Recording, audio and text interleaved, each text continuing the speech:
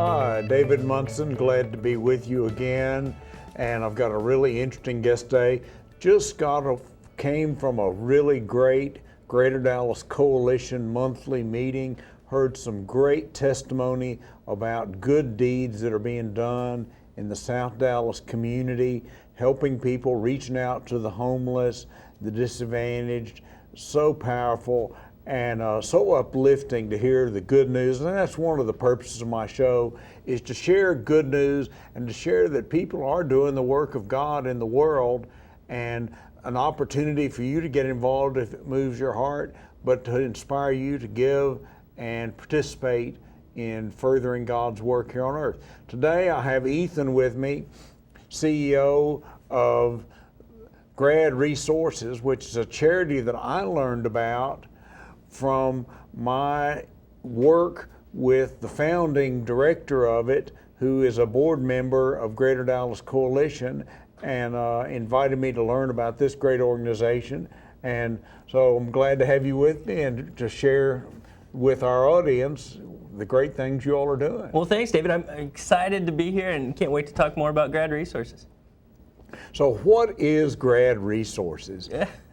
Well, as the name would suggest, we are a resource to graduate students all over the world. And so we exist on about 25 different campuses, from South Korea to Vienna to Budapest to about 18 campuses here in the U.S., including several right here in the DFW metro. So that's where we are. And what we do is a little bit different. We have actually 3 different areas of impact. The first is grad crisis care. If you're anything like me, when I first heard about the great need in and amongst the mental health community for graduate students, it would be surprising to learn that graduate students are 20 times more likely to attempt suicide and have suicidal ideation than the general population. David, wow. If you were a banker and I told you blue-eyed people were 20 times more likely to default on their loan than brown-eyed people, would you pay attention if blue-eyed people walked into your bank? Yeah. Yes. And this is just a startling fact, and I think it goes undiscovered and unknown to most of the general population. Yeah, you think a grad student has got it made, they've made it through college, they've gone through the arduous grad student application process. Wow, they're on top of the world, and here they are killing themselves or threatening to kill themselves at such a high rate. So it's really a great thing that you all are doing to help provide an outlet. Absolutely. It's startling. When I first learned about this, I was startled. I was a graduate student myself. I did PhD work in human sciences, and I saw firsthand some of this experience of students stressed, pressured, isolated, needing to come away with significant research, having deadlines that they have to meet. I'll give you a few examples. I'll tell you, we did an event. We had a couple hundred people there, and a gal showed up, and she was a graduate student. We didn't actually invite her. We invited someone that she knew, and the person that she knew said, hey, why don't you come along? We're going to this event about graduate school, and I know you're in medical school now and you're having a hard time. Why don't you come along to this event? So we had a dinner, and we were telling about our ministry. And during the middle of my speech, of all things, can you imagine someone leaving while I was speaking? Well, that's exactly what happened. This gal stood up. She was obviously very emotional, and she left this auditorium of a couple hundred people. And I talked to her friend whom we had invited, and I said, well, what was that all about? She said, I have no idea. And she didn't take her jacket when she left in November in a northern state, and it was cold, and we didn't know what was going on. Well, the backstory is this. She had spent 2 years after her undergrad trying to get into medical school. So she was volunteering with different medical organizations. She was trying to build a resume, and finally she gets into medical school. So at that point she had 4 years of undergrad, 2 years of trying to get into medical school. She gets into medical school, and she goes through, has a hard time with medical school, but makes it all the way to her boards, and she fails.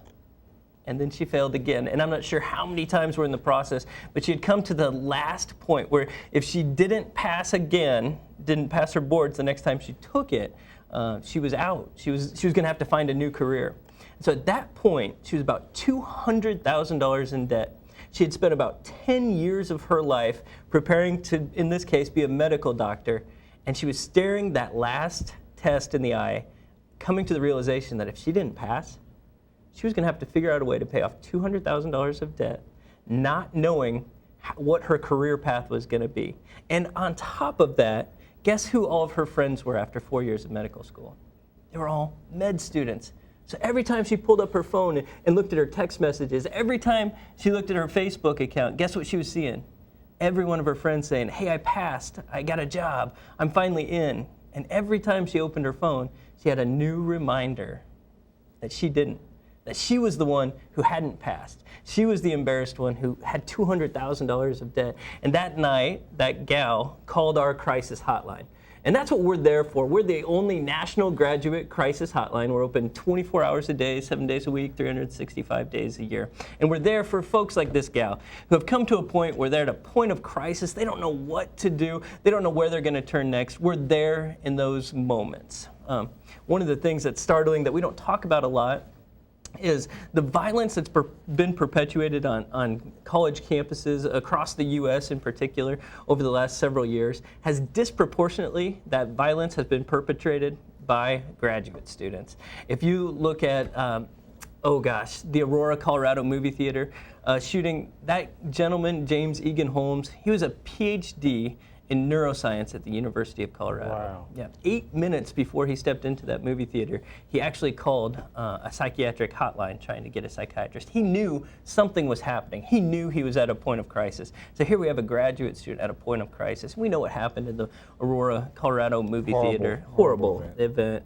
But we wonder, we receive on average about 5 calls a day from students who are at a point of crisis, students like James Egan Holmes. And what we think Jesus would do if he were here is he would serve those graduate students who are at a point of crisis so that we never see another Aurora, Colorado movie theater by a disturbed graduate student, that we do see others like this gal who I just mentioned who had the debt. And by the way, I've tracked with that gal. She made it through. She passed her boards. She's a practicing physician now. Fantastic. So, but we were there in her point of crisis. That's the first thing we do is crisis care.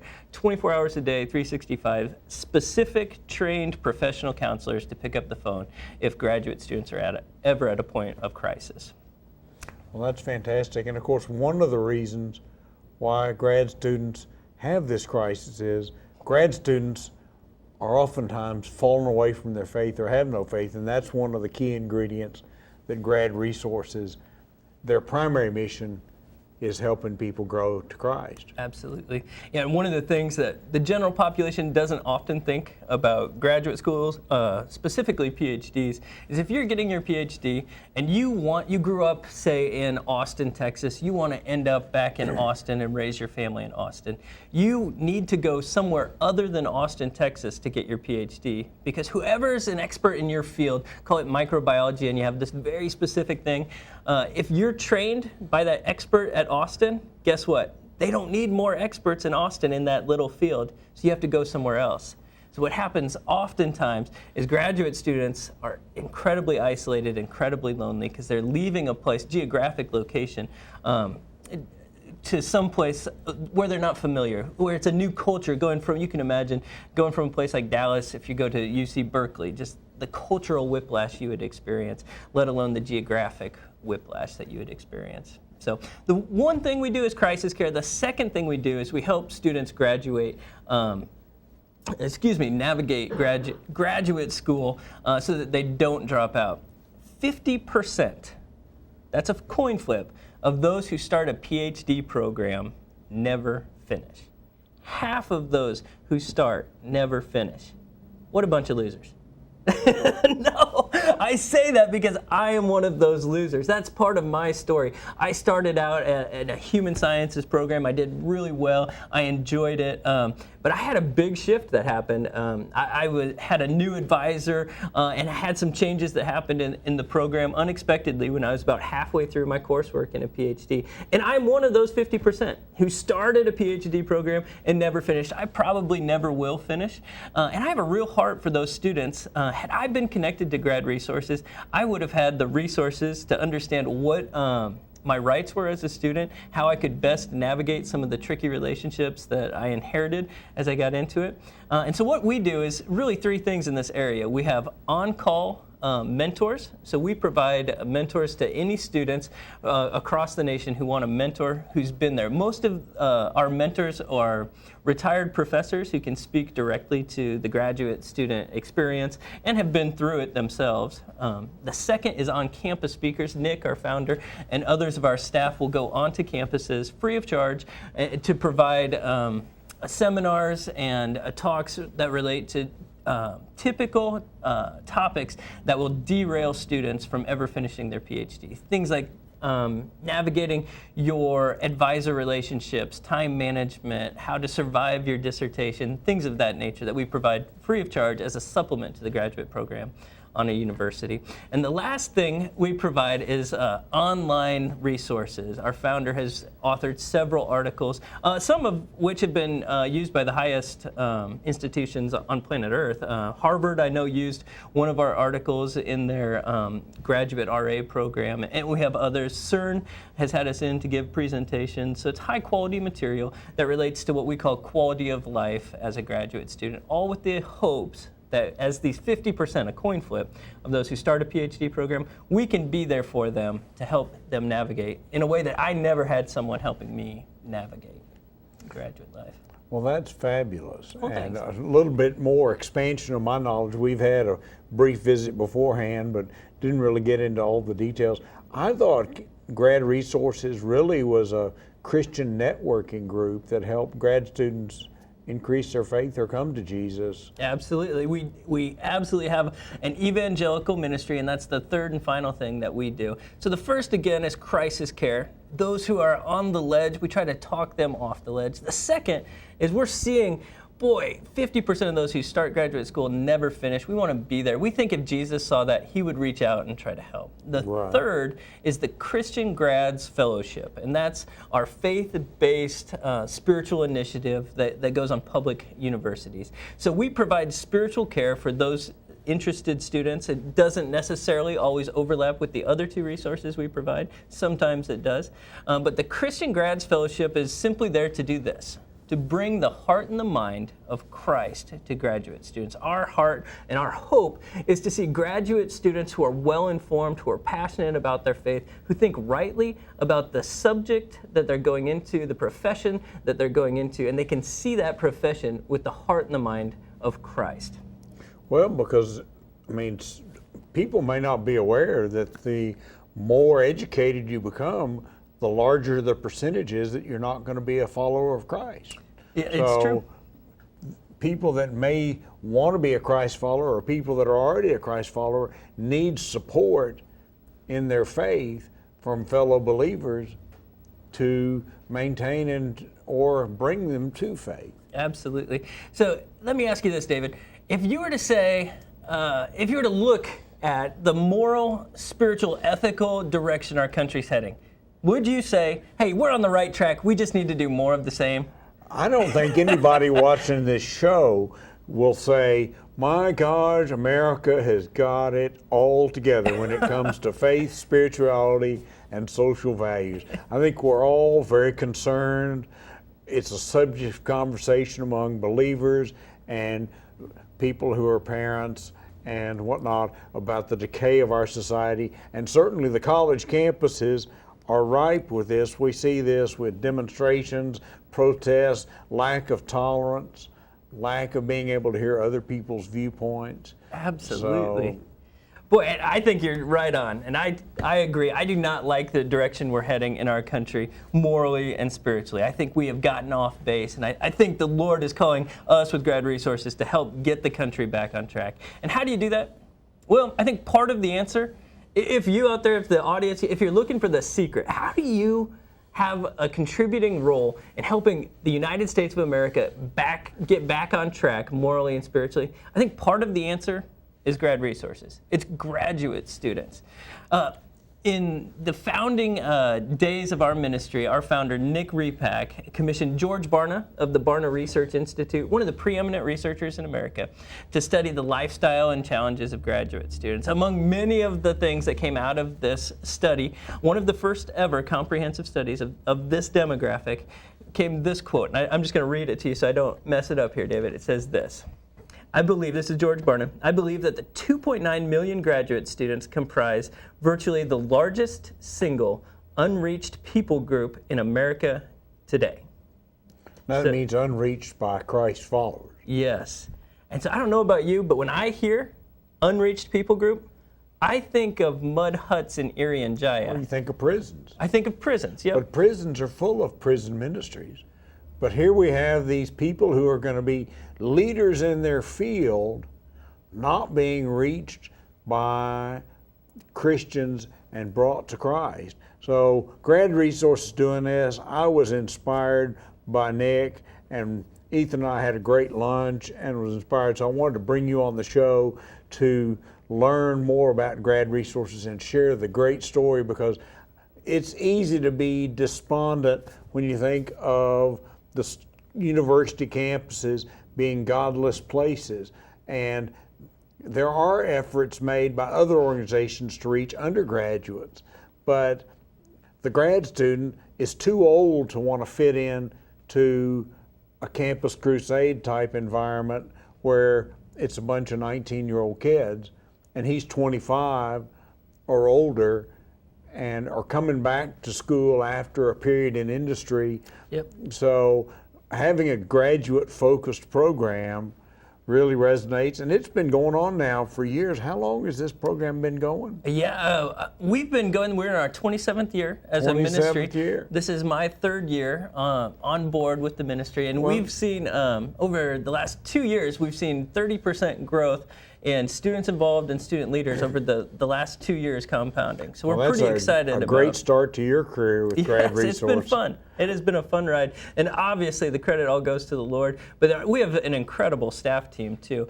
Boy, we've had some transition from our founder stepping out to, we had a longtime operations director. For 8 years, she had been the lead operations, and she stepped out. But we have a great nucleus as far as our team. I mentioned a couple folks in particular, Eric and Brandon and Mike, and Nick is still involved. We have a great nucleus. We're excited about what the Lord's doing. Let me say this, though. If you were to break down our society, we say, man, I'm not in love with the direction our country's heading morally and spiritually. Well, let's break that down a little bit. I see some of the scandals, maybe Wells Fargo, or before them Enron, in business. And I say, well, why are we having such a moral failure in our businesses and industry? Well, if I were to look back and say, well, who's leading those industries? Did you realize 84% of Fortune 500 CEOs attended grad school? That's the same graduate school that George Barna identifies as an unreached people group. How do we get to where we are now? Well, we just ignore the leaders while they're in graduate school, and they come out and they're not following from Christ. Yeah, they're godless. And then I'm sure you, like the rest of our country, and the devil is at work promoting greed, and instead of love your fellow man, take your fellow man to the cleaners. Yep. And don't treat your employees right.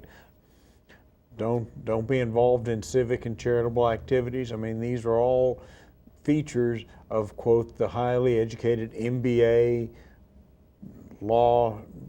lawyers, etc., that grow up with a rapacious environment and don't get moral lessons that are taught by Christ as part of their life. So 5 days from now, I'm going to be in the living room of one of our board members. He's an incredibly successful guy who took his company from about 10 million in management to close to 70 billion in management over his career.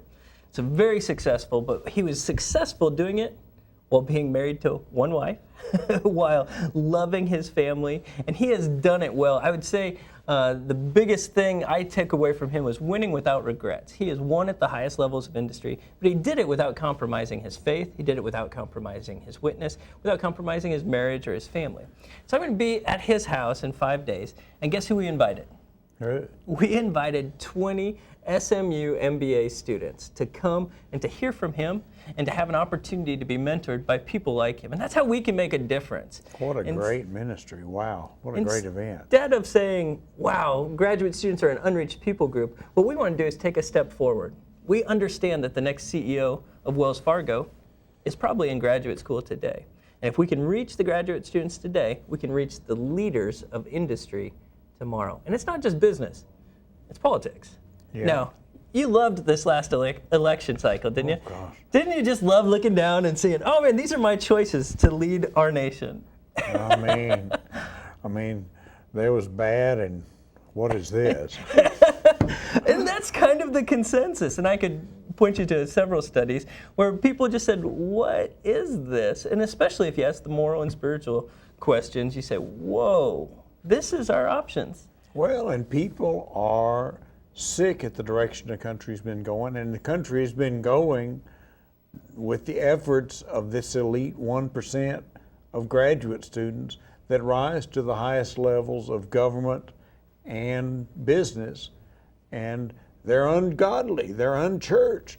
And so you guys are making a tremendous effort. I hope my audience will go to their website, look at what they're doing, be inspired by it, and not only financially support them, but talk to your university, to your alma mater, about how they need to bring Grad Resources on to more campuses, because there's a whole lot more than 25 campuses in America. Absolutely. And there's a tremendous need for this program to expand. Yeah, we believe it. And that's the politics. You had mentioned that, but 85% of modern U.S. presidents attended graduate school. So if we don't like who's on our ballot for president, you know where that presidential candidate was before they were on your ballot? There's an 85% chance that candidate was in graduate school. And oh, by the way, George Barna identifies that graduate school as an unreached people group. It's a huge need. If you want to reach the next congressmen and women, you want to reach the next presidential candidates, they're in graduate school today. 70% of the men and women in Congress today, right now, attended graduate school. 84% of modern U.S. presidents. And that's not it. If you could say industry and business, you could say politics, but you can also say education. Like, I have a 9-year-old daughter, and 10 years from now, she's going somewhere. She's not living in my basement. She's going to go somewhere, and I'm guessing she's going to go off to college.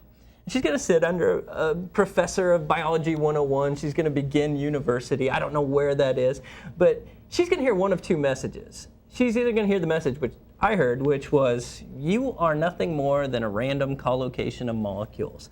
You are nothing more than some random creature who crawled out of the primordial soup, and you're an animal. If it feels good, do it. That's what I heard.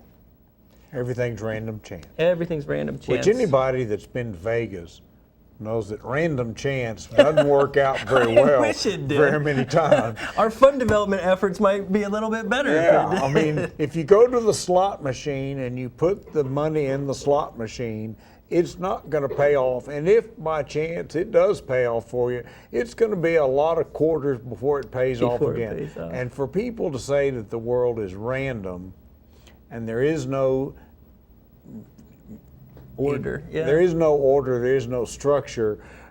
They're assuming that you go to Vegas and you win every time you put a quarter in the slot machine, because the odds are so low. Actually, slot machine odds are tremendously better than the odds that life springs out of primordial mud. Yeah, at a random. Or that we have flowers and beautiful things in our world that give us so much pleasure. And so I agree. So my daughter at 19, when she goes off to university, will she hear that message, the one I heard and many of you have heard, that you are just some random collocation of molecules and there's nothing special about you, you're an animal? Or will she hear the message that one of our members of our board of directors, who's been on as long as anybody, and he has won every single teaching award that his university has to offer. He's an excellent teacher. On top of that, he's one of the preeminent researchers at that university. He does some of his research at the most prestigious places. Here's what he says. He says, no, you're not some random collocation of molecules. You're a divine spark. The God of the universe created you on purpose, for a purpose. And if you look for him, he is out there. He is in the greatest expanses of the galaxies. He is in the tiniest particles on planet Earth, and he's crying out. And if you look for him, he's there reaching out, wanting to be known and to know you. You are not random. You are a divine spark. And that's what he teaches at a public secular university. And in doing so, he has won every single teaching award the university has to offer. What is my daughter going to hear 10 years from now? hopefully that message. Hopefully that message. I don't know who that professor is 10 years from now, but I know where she is, he is today.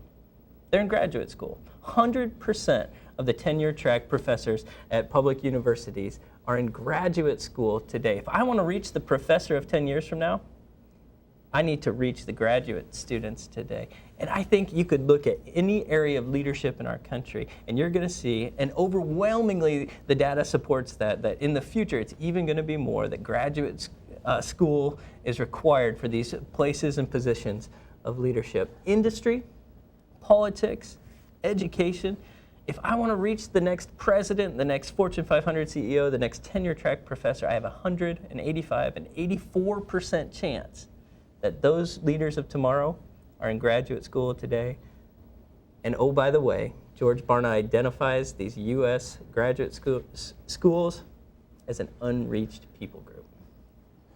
Well, you all are trying to do your part, but there's a need for a tremendous expansion of the program. Absolutely. And I hope we'll see some more support and more people campaigning to bring this program on to more campuses, because it's a great program. Well, I appreciate that. Yeah, it's enough of a need that I grew up in Nebraska. I was born and raised in Nebraska, did my graduate work there. I spent 12 years working in Nebraska. All my family's there, all my wife's family is there, and we picked up 3 years ago and just said, Lord, we understand this great need with graduate students, and we're willing to go wherever you call us. And we feel like God called us down to DFW without a friend, without a church connection, without any family. And we said, you know, it's worth it. If we can influence this incredible, it's 2.9 million graduate students in the U.S. That's less than 1% of the U.S. population is in graduate school. Think about that. Less than 1% of the U.S. population. And if I look at that tiny little sliver, I have an 84% chance that the next Fortune 500 CEO is going to come from there. And I saw that, my wife saw that, we as a ministry saw that. We said, man, it is worthwhile to uproot our lives and go where God would call, which is here to DFW. We're from Plano, Texas. We are reaching out to South Korea and Budapest and Vienna and Dallas. You know, it's always so heartening to hear the good news of people that are doing God's work on earth and loving their neighbors themselves. And I really enjoy every week on this show having an opportunity to learn about really successful programs that are benefiting doing God's work on earth. And I want to thank our sponsor, the Greater Dallas Coalition and Dallas Champions Academy. I hope you'll go to their website and consider donating. We'd love to have a comment from you in your donation, so know that you're a viewer of the show and that you've enjoyed our message. We've had a great talk here today with the head of Grad Resources.